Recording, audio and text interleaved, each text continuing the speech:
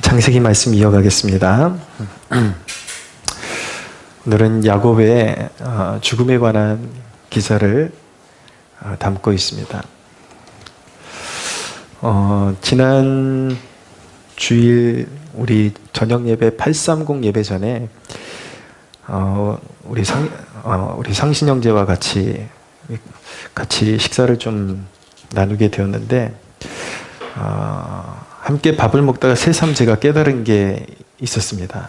뭐냐면 제가 제 나이를 잊고 살았었는데 저는 아직도 내년에 내가 50줄에 들어서는구나 그렇게 철석같이 믿고 있었거든요.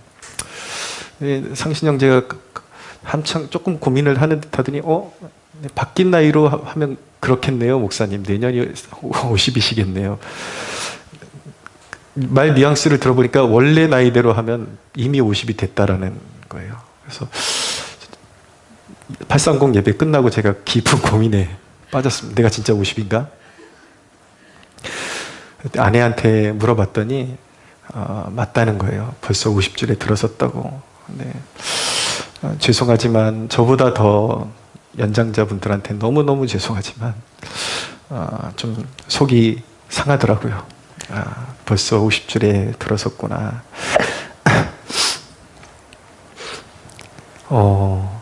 시간이 정말 빨리 간다라는 생각을 갖게 되었고,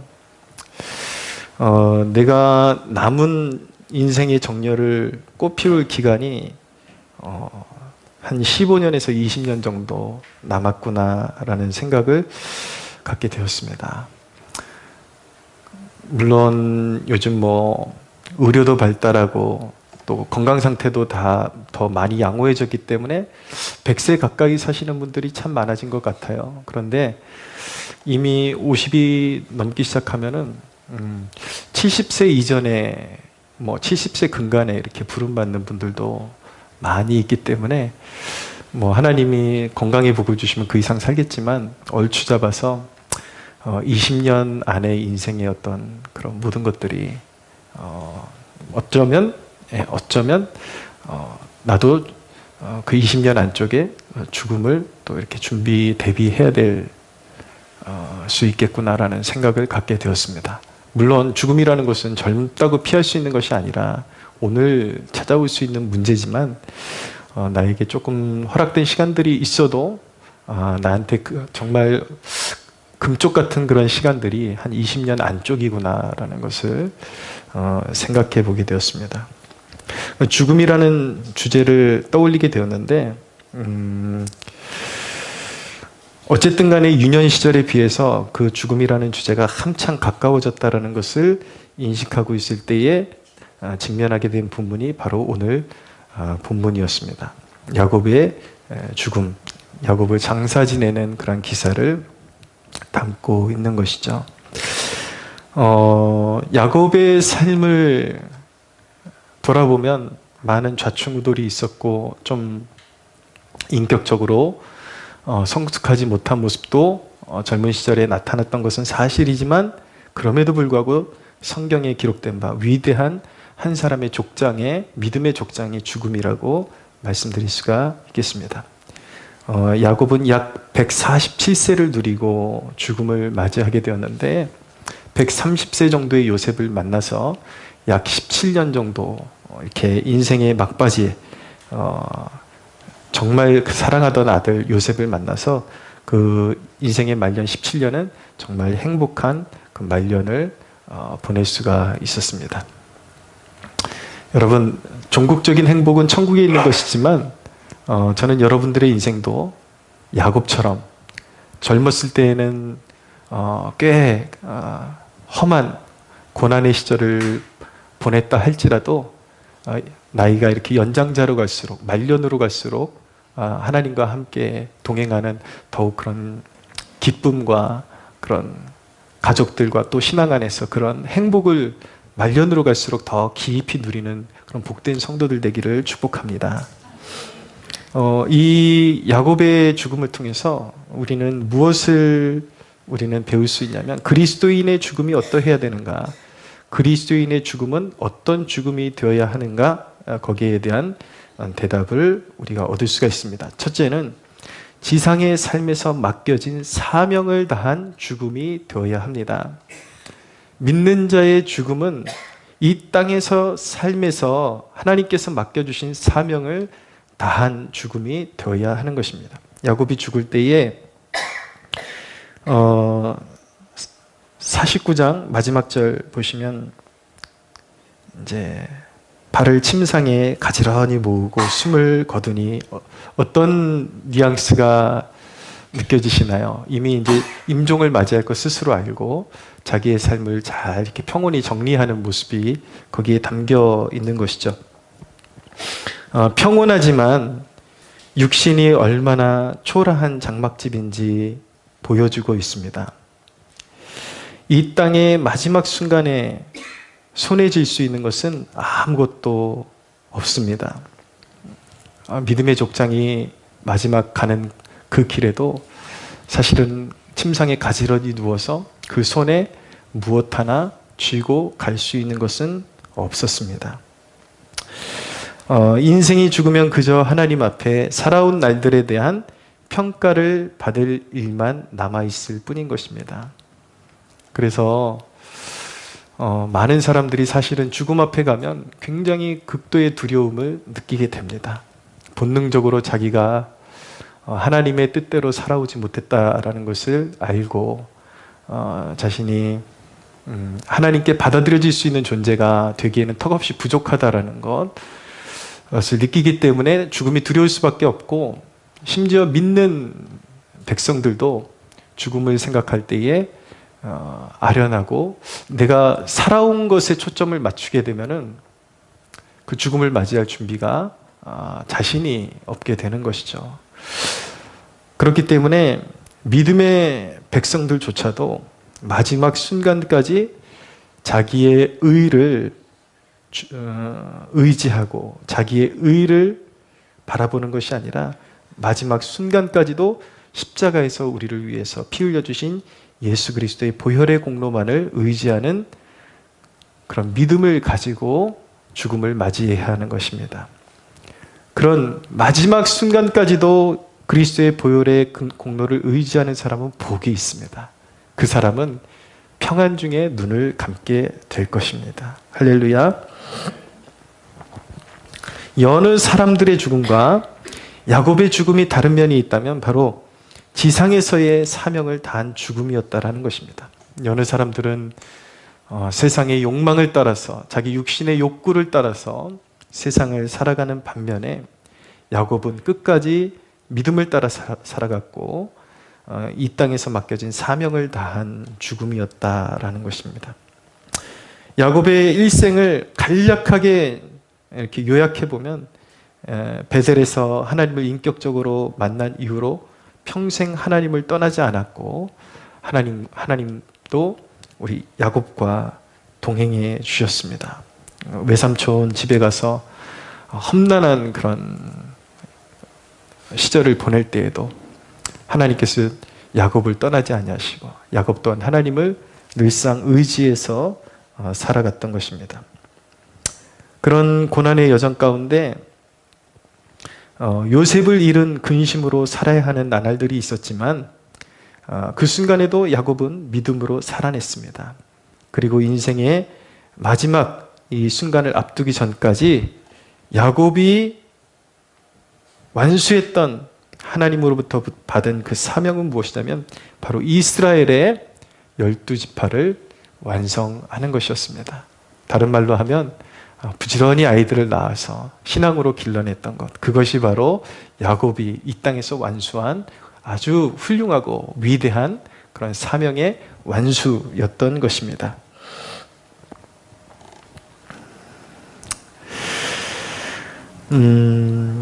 그리고 마지막 순간까지 자녀들에게 하나님의 뜻을 전하는 삶을 살았던 사람이 바로 야곱입니다.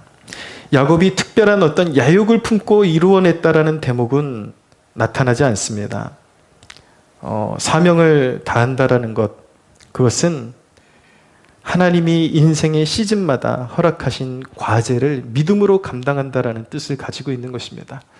우리는 사명을 완수한다 그럴 때 항상 이렇게 어떤 거대한 그런 어떤 과업을 이루는 쪽으로 포커스를 맞추기 쉬운데 사명을 이룬다라는 것은 야곱의 삶 가운데 다 녹아져 있는 것입니다. 위대한 무언가를 계속 쫓아간 것이 아니라 삶 가운데 고난도 있고 역경도 있고 또 아이들을 낳아 기르는 그 과정 가운데 그 모든 것에 하나님이 부르신 사명이 있다라는 그 믿음을 가지고 하나님께서 주시는 모든 과업을, 인생의 과제를 믿음으로 잘 감당해서 결국은 그 사명을 완수하게 된 것입니다.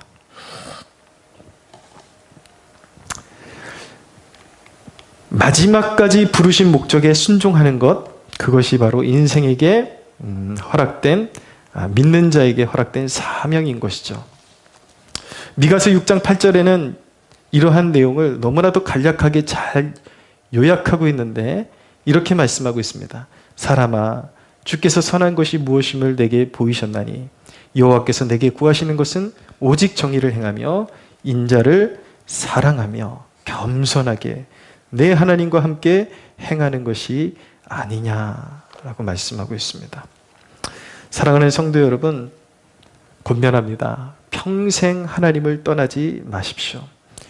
그 어떤 성취보다 중요한 것, 여러분들이 관심을 두고 이루고자 하는 그 어떤 성취보다 중요한 것이 바로 한평생 믿음을 지켜내는 것이고, 또 영적인 자손들, 육적인 자손들, 나에게 주신 그런 자손들을 영적인 사람으로 길러내는 것, 우리 한평생의 믿음의 사람으로 길러내는 것, 그것이 우리 모두가 감당해야 될 사명임을 믿으시기를 바랍니다.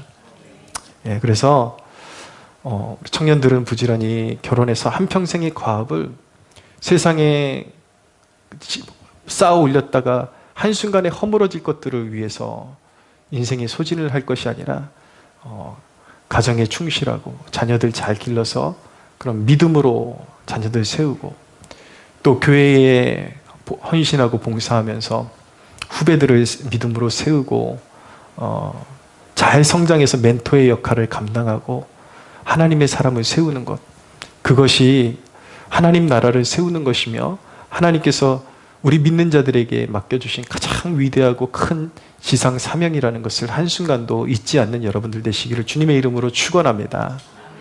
네. 그것이 대위임령이에요. 가서 제자 삼고 한 사람 한 사람의 그런 형상 가운데 하나님의 형상이 온전히 이루어지기까지 말씀으로 독려하고 중보하고 세워지고, 우리가 떠난 다음에도 우리 후배들이, 우리 자손들이 믿음에 서서 이 민족이 하나님 섬기는 그런 백성들이 곳곳에 자리 잡을 수 있도록, 기둥 같은 역할 감당할 수 있도록 그렇게 심어놓고 떠나는 것이 우리의 일생일대의 가장 큰 사명이라는 것을 한순간도 잊지 말아야 하는 것입니다. 그것은 오로지 교회를 통해서만 성취할 수 있는 사명이라는 것도 항상 잊지 말고, 우리가 살아가는 날 동안 우리의 혼신을 다해서 교회를 세우며 교회를 통해서 믿음의 사람들을 일으키는 것, 그거에 우리의 사활을 걸어야 하는 것입니다. 그렇게 주님 앞에 설 때에 주님으로부터 칭찬이 있음을 믿으시기를 바랍니다. 두 번째, 그리스도인의 죽음은 약속의 땅, 영혼의 본향에 입성하는 확신에 찬 죽음이 되어야 하는 것입니다. 야곱은 자신의 할아버지 아브라함이 가나안에 마련해 놓은 막벨라 굴에 자신의 시신이 안치되기를 바랬습니다. 그래서 그렇게 요셉에게 유언을 한 거예요. 반드시 내가 죽으면 우리 선조 아브라함 때에 마련해 놓은 막벨라 굴에 장사를 해달라. 그것은 가나안 땅, 가나안의 상징적인 의미가 있기 때문인 것입니다. 가나안은 하나님께서 믿음의 족장들에게 약속으로 주신 땅이기 때문인 것입니다. 약속의 땅, 그리고 그곳은 영적으로 성도가 마침내 딛게 될 천국을 의미하기도 하는 것입니다. 가나안을 정복한다라는 것은 찰스 스펄전 목사님은 여호수아가 가나안을 정복하는 그 과정은 우리의 성화되는 과정에 비견될 수 있는 그런 그림이라면, 궁극적인 가나안이라는 땅이 궁극적으로 보여주는 그 종착지는 바로 천국이 되는 것이라고 우리 믿음의 그런 선조들은 그렇게 성경을 해석을 해왔던 것입니다. 야곱의 죽음은 그 천국에 입성하는, 영적인 가나안 땅에 입성하는 그 사모함과 확신으로 가득 차 있었기 때문에 하나님께서 마침내 그 땅에 발을 딛게 해주실 것이라는 그 믿음에 서 있었기 때문에 야곱의 죽음은 두려움이 아닌 이 땅에서의 수고를 그치고 평안히 부르심에 임하는 죽음이었던 것입니다. 믿지 않는 사람들의 죽음은요, 굉장히 두려운 것입니다. 그 자신은 말할 것도 없고 보는 사람도 죽음이라는 것이 저렇게 두렵고 절망적인 것이구나 라는 것을 느낄 수밖에 없지만, 야곱은 죽음 가운데서도 후손들에게 영적인 가나안의 소망, 천국의 소망을 보여주는 그런 복된 그런 죽음의 모습을 보여주었던 것입니다. 하나님의 사람의 장례식은 비록 슬픔이 있어도 두려움과 허물을 남기는 것이 아니라 믿는 자가 바라볼 영적 가나안, 천국에 대한 소망으로 채워져야 하는 것입니다. 사랑하는 여러분, 가끔 저 그런 기도 하거든요. 제 죽음까지도 아름다운 그런 마지막이 되게 해주십시오. 나의 죽음의 순간까지도 복음이 증거되는 그런 순간이 되게 해주십시오 라고 기도하는데, 여러분들 또한 죽음에 대한 그런 대비를 하시고 여러분들의 죽음조차도 후손들에게 보기에 아름다운 그런 그림이 되게 해달라고 기도하셔야 합니다. 할렐루야.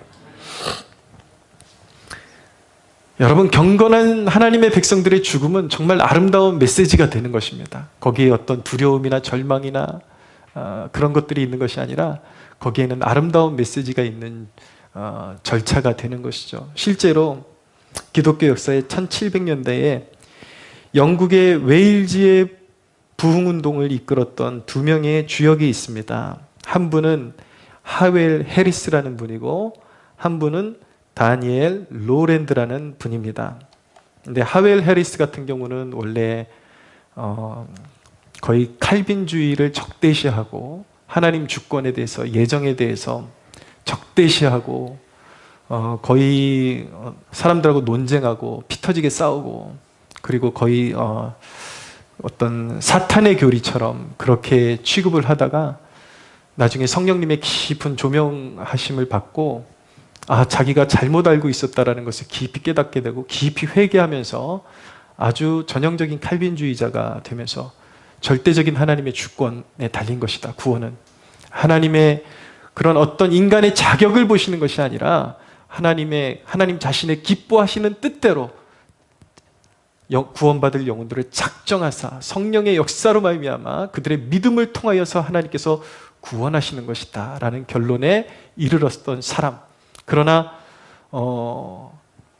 그의 평생에 수많은 사람들을 하나님 앞에 각성시키고 회개시키고 그런 웨일즈의 부흥운동을 이끌었던 사람이 바로 하웰 해리스였는데, 이 하웰 해리스와 이 다니엘 로랜드, 이 두 사람이 거의 같은 시기의 사람인데, 두 사람이 죽을 때 장례식장에 놀라운 역사들이 일어났던 기록이 있습니다. 부흥이라는 것은 대체적으로 말씀이 선포되는 곳에만 있기 마련인데, 하나님께서 이 경건한 두 사람의 죽음을 얼마나 축복하시고 장례식장에 기름 부어주셨는지 그 역사를 기록한 사람들의 기록에 의하면 이 사람들의 장례식장에 그 순간적으로 영적인 부흥이 임했다라고 기록할 정도로 엄청난 하나님의 임재가 그들의 장례식장에 임해서 사람들이 그렇게 위대한 하나님의 사람들의 죽음으로 말미암아 그 흐느껴 그 슬픔이 존재하는 동시에 그 복음의 영광스러움, 죄인을 구원하시고 죄 가운데 죽을 수밖에 없는 죄인을 영광스러운 천국에 맞이해 주시는 그 복음의 영광스러움을 누가 설교하지도 않았는데 성령의 임재 가운데 사람들이 자각하기 시작하면서 막 흐느껴 울고 그 임재 가운데 복음의 영광스러움을 체험하는 그런 놀라운 역사들이 있었던 것입니다. 이 하웰 해리스 목사님의 장례식에는 특별히 그 가운데 성찬식을 거행을 했는데, 성찬식 가운데 너무 풍성한 깊은 그런 성령님의 임재가 나타나서 사람들이 주체할 수 없이 회개하고 복음을 받아들이고 하나님 나라를 소망하고 이런 역사들이 일어나게 되었고, 이 다니엘 로랜드 목사님의 장례식에는 비견할 수 없는 또한 성령의 깊은 임재가 나타나면서 이 장례식을 진행하는데 기도 순서를 맡은 목사님들이 기도를 못하는 거예요. 너무 성령에 깊이 감동돼 가지고 계속 그 흐느낌을 주체할 수 없어서 기도문을 더 이상 읽어나갈 수 없는 상태가 되고, 거기에 깊은 임재 가운데 사람들의 영혼의 어루만지심과 그 복음의 영광스러움이 나타나서 사람들이 그 장례식을 통해서도 영적인 부흥을 경험했다라는 그런 기록이 남아있는 것입니다. 공통점은 이 하웰 해리스와 이 다니엘 로랜드의 이 장례식의 공통점은 무엇이냐면, 그 장례식의 순간이 복음의 영광을 목도하는 너무나도 아름다운 그런 순간이 되었다라는 것입니다. 이런 역사가 있습니다, 여러분. 비록 죽음을 슬퍼하는, 애도하는 그런 기간이었지만 회개한 죄인이 감당할 수 없는 영원의 삶에 대한 영광스러움이 그곳에 드리워지고 비춰졌던 것이죠. 사랑하는 여러분, 사실 이러한 일들은 기독교 역사에 하나님께서 행하신 특별한 이벤트였다라고 말씀드릴 수 있습니다. 아무 사람이나 모든 그리스도인들이 죽는다고 해서 이런 특별한 임재가 나타나는 것은 아니죠. 그것은 기독교 역사에 정말 어떤 획을 그을 만한 그런 사건이었던 것은 사실이지만, 그럴지라도 우리의 죽음이 어떠해야 되는가? 우리의 죽음을 바라보는 소박한 무리들이 죽음에 대한 두려움이나 거리낌이 아닌 영원한 삶에 대한 소망과 빛을 보게 되기를 간절히 우리는 소원해야 하는 것입니다. 할렐루야. 우리의 죽음을 지켜보고 있는 자녀들이, 또 우리의 그런 소박한 지인들이 우리의 죽음을 목격하는 그 순간이 정말 저 사람의 삶에 아름답게 역사하신 하나님의 그 숨결을 느끼게 되고, 정말 나의 아버지가, 나의 어머니가 정말 하나님 품에 안겼구나. 복음이라는 것은, 그리스도의 십자가의 복음이라는 것은 그렇게 위대하고 아름다운 것이구나. 그런 향기가 날 수 있어야 하는 것입니다. 여러분들의 그 마지막 순간이 그러한 그리스도의 향기로 가득한 순간이 되기를 주님의 이름으로 축복합니다. 그리스도인의 죽음은 세 번째, 하늘 시민들의 환대를 기대하는 죽음이 되어야 하는 것입니다. 야곱의 장례는 많은 이들의 배웅을 받으며 진행되었습니다. 사실은 요셉이 애굽의 총리였잖아요. 그러니까 요셉의 아버지가 자연스럽게 애굽의 바로를 축복해 주기도 했고, 그런 영적인 권위를 갖고 축복해 주기도 했고, 그러면서 본의 아니게 유명인사가 되었죠. 그러면서 장례식장이 얼마나 크고 성대하게 치러졌는지 몰라요. 야곱의 온 자손들과, 그리고 애굽의 고관들, 그리고 병거와 마병의 행렬이 그 장례 행렬에 함께 하게 되었습니다. 야곱의 죽음은 그렇게 정말 성대한 그런 장례로 치러지게 되었습니다. 그런데 하나님의 백성들의 그런 역사에 보면은 정반대의 죽음도 있었다라는 것을 보게 됩니다. 주님을 위해서 오직 죽을 때까지, 죽음의 순간까지도 오직 하나님께 영광, 그것을 위해서 자신의 죽음조차도 알리지 말라고 했던 분들이 계셨습니다. 존 칼빈 같은 경우는 위대한 종교개혁의 중심에 서서 하나님께 쓰임받은 인물이었지만, 자기가 어디에 묻혔는지 사람들에게 절대로 알리지 말라고. 지금까지도 그 사람이 어디에 묻혀 있는지 알지를 못해요. 그렇게 죽음을 맞이한 위대한 하나님의 사람들도 있습니다. 그래서 존 칼빈의 그런 정신을 따라서 이런 종교개혁자 후예들 가운데 자기가 죽음을 맞이할 때 자기가 어느 사원에 묻혀도 정확히 자기의 무덤이 어디 있는지 사람들에게 이렇게 비밀로 하고 가리운 상태에서 그렇게 안장이 된 그런 분들이 있습니다.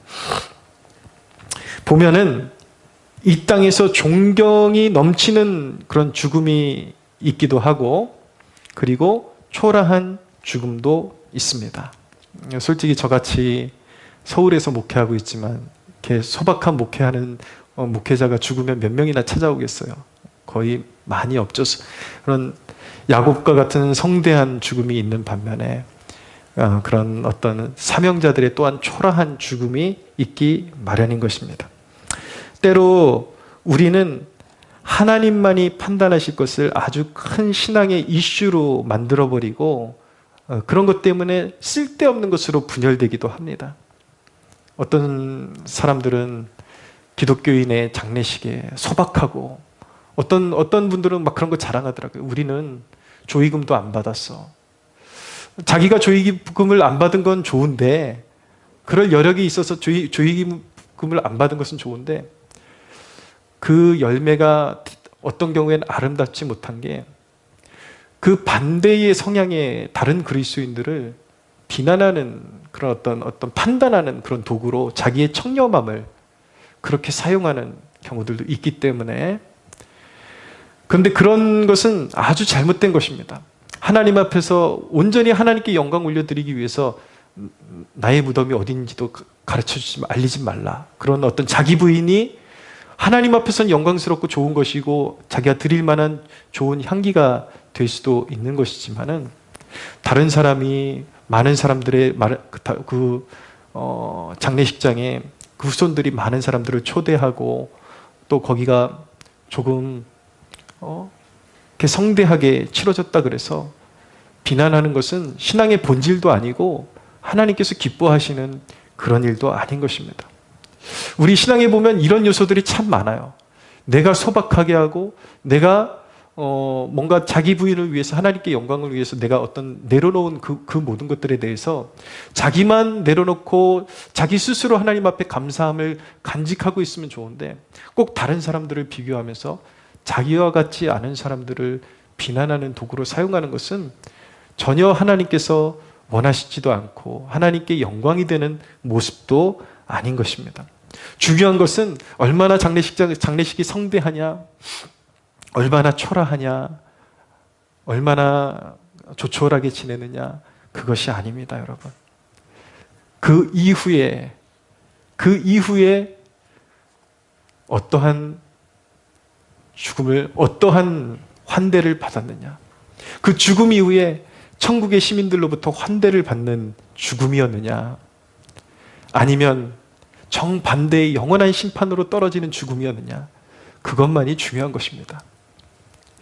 여러분, 장례식장에서 시신으로 롤스로이스 타고 화상장에 가면 뭐해요? 그 건너편이 천국의 시민들로부터 환대를 받는 것이 아니라 영원한 사망과 마귀에게 환대를 받고 영원히 꺼지지 않는 지옥불로 떨어지는 것이라면, 그것이, 그 죽음이 무엇이 조금이라도 아름다운 면이 어디에 있겠습니까? 중요한 것은 그것입니다. 이 땅에서 눈에 보이는 장례식이 얼마나 조촐하냐, 아니면 얼마나 환대로 가득한 장례식이냐, 그것이 중요한 것이 아니라 그 이면에서 천국의 시민들에게 환대를 받는 죽음이냐, 그것만이 중요한 것입니다. 할렐루야. 죄인의 장례식은 아무리 화려해도 하나 쓸데가 없는 것입니다. 결국은 우리에게 중요한 것은 천국에서 환대받는 삶인 것입니다. 경건한 성도가 천국에 입성할 때에 우리 하나님과 수많은 천군과 하늘나라 시민들로부터 환대를 받을 것입니다. 할렐루야. 하나님께서 저와 여러분들이 잘 싸우고 그리고 그 땅을 밟는 그 순간에 우리 주님이 격려해 주실 것입니다. 잘 싸웠도다 나의 자녀야. 그런 격려를 받을 수 있는 그런 격려를 여러분들의 마음 가운데 소원하고, 그리고 그렇게 주님께서 여러분들을 격려해 주실 것을 확신하는 그 믿음이 여러분들의 마음의 중심에 서기를 축원합니다. 저는 천국에 가게 되면 주님을 먼저 배웠고, 그리고 나에게 어떤 설교에 있어서 영감을 주었던 목사님들을 만나보고 싶습니다. 칼빈 목사님, 그리고 스펄전 목사님, 휘필드 목사님, 로이드 존스 목사님 한번 다 만나보고 싶어요. 이 대목을 묵상하는데 왠지 사도들은 그냥 이게 인간적인 마음을 전하는 거예요. 왠지 사도들은 좀 거리감이 느껴지더라고요. 너무 윗대의 할아버지들 같아가지고 이분들은 별로 만나고 싶지 않아요. 인간적인 견지에서 말씀드리는 거예요. 근데 이 위대한 설교자들 한 분씩 다 만나고 싶은데 왠지 웨슬리 목사님은 저를 만나면 반겨주지 않을 것 같다는 생각이 들어요. 제가 칼빈주의자이기 때문에 굉장히 저를 미워하는 눈초리로 쳐다보지 않을까, 그런 인간적인 생각입니다. 인간적인. 또 우리 목사님이 이렇게 설교가 이상하다고 그러시면 안 돼요. 인간적인 생각이 그렇다라는 것이고, 천국에 가면 그 위대한 하나님의 사람들을 다 만나고 한 번씩 안아볼 그런 시간들이 있겠죠. 할렐루야.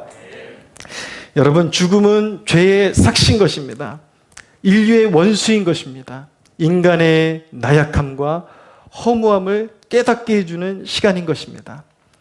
그리고 죽음은 하나님 앞에 내가 피조물뿐임을 고하는 시간인 것입니다.